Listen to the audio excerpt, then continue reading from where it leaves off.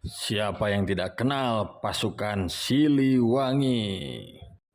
Pasukan yang dibentuk di wilayah pertahanan kawasan Jawa Barat, Kodam Siliwangi merupakan salah satu angkatan bersenjata yang membela negara sejak zaman penjajahan yang dikenal sebagai sejarah pasukan Siliwangi. Mereka turun dalam medan perang melawan Belanda dan mengatasi pemberontakan bersenjata. Awal mula terbentuknya pasukan Siliwangi tidak lepas dari proklamasi kemerdekaan yang dikumandangkan oleh Presiden pertama Republik Indonesia Soekarno. 5 hari setelah pembacaan teks proklamasi, pemerintah membentuk Badan Keamanan Rakyat yang bertujuan sebagai wadah para pejuang. Tepat pada tanggal 5 Oktober, BKR diubah menjadi Tentara Keamanan Rakyat atau TKR. Pergantian nama disepakati karena Indonesia terus mendapat tekanan dari luar negeri yang terus meningkat. Petinggi militer Jawa Barat menanggapi keputusan pemerintah dengan membentuk Komandemen 1 TKR yang menaungi 3 divisi. Divisi tersebut diantaranya Divisi 1 yang meliputi Karesidenan Banten dan Bogor. Markas divisi ini berlokasi di Serang, Banten. Divisi 2 meliputi Karesidenan Jakarta dan Cirebon, bermarkas di Linggarjati. Sementara Divisi 3 mencakup wilayah Karesidenan Priangan yang bermarkas di Bandung. Sebelum berlangsungnya agresi militer Belanda pertama, terbentuklah Divisi Siliwangi yang bertanggung jawab membawahi ketiga divisi tersebut.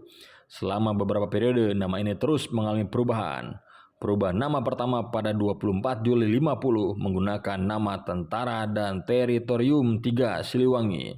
Diganti lagi menjadi Kodam 4 Siliwangi pada 24 Oktober 59.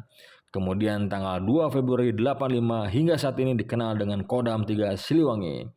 Peristiwa agresi militer 1 pada 21 Juli 47 hingga 5 Agustus 47 membuat seluruh pasukan Siliwangi terpaksa mundur.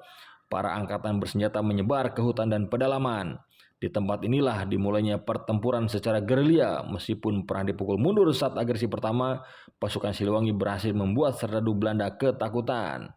Angkatan bersenjata Siliwangi menggunakan taktik hit and run. Aksi tersebut berhasil menewaskan beberapa tentara lawan. Berdasarkan catatan sejarah, dalam peristiwa agresi militer pertama, Angkatan bersenjata mampu menewaskan sekitar 169 orang tentara Belanda. Namun pada saat pasukan Siliwangi menerapkan gerilya, jumlah serdadu Belanda yang tewas mengalami peningkatan menjadi 597 orang. Aksi pasukan Siliwangi tidak berlangsung lama. Perjanjian Renville memaksa divisi ini meninggalkan kandangnya. Kodam 3 Siliwangi bergabung dengan pasukan inti dari Jawa Tengah. Tidak lama setelah pasukan divisi Siliwangi tiba dan baru menempati posisinya di Yogyakarta dan sekitarnya, pasukan Siliwangi sudah harus siap untuk dilibatkan dalam pemberantasan pemberontakan PKI Madiun. Meski secara fisik maupun psikologis mereka yang masih dalam kondisi serba keterbatasan. Namun dengan kegigihan dan keberanian serta cinta tanah air, akhirnya PKI Musso di Madiun berhasil ditumpas. Peristiwa ini membuktikan bahwa pasukan Siliwangi memiliki loyalitas yang tidak dapat diragukan. Pasukan Siliwangi memiliki kesempatan kembali ke Jawa Barat ketika terjadinya agresi militer kedua, hingga muncul peristiwa yang paling bersejarah yaitu Long March Siliwangi. Seluruh personel divisi ini beserta anak istrinya berjalan kaki menuju daerah asalnya untuk menancapkan kembali bendera merah putih. Gerakan ini berlangsung dari 22 Desember 48 dan berjalan sampai bulan Januari 49. Sulyana et al. Mengatakan prajurit Siliwangi beruntung karena peristiwa Long March ini menjadi legenda yang hanya melekat pada divisi Kodam Siliwangi. Tidak saja tentaranya, tetapi masyarakat Jawa Barat sangat bangga dan menjadi buah bibir dari masa ke masa.